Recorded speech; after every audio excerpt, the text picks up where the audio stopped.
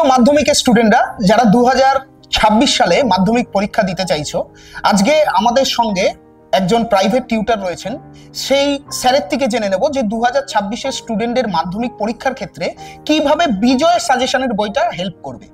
আচ্ছা স্যার, এই বইটা সম্পর্কে যদি একটু বলেন, মানে এই বইটার মধ্যে কি কি রয়েছে?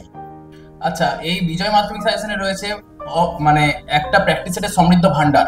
এখানে আমরা অনেক প্র্যাকটিস সেট পেয়ে যাচ্ছি। তাছাড়াও পরীক্ষায় যেসব কমন প্রশ্নোত্তর আসে সেই বিজয় মাধ্যমিক সাজেশনে এইসব রয়েছে।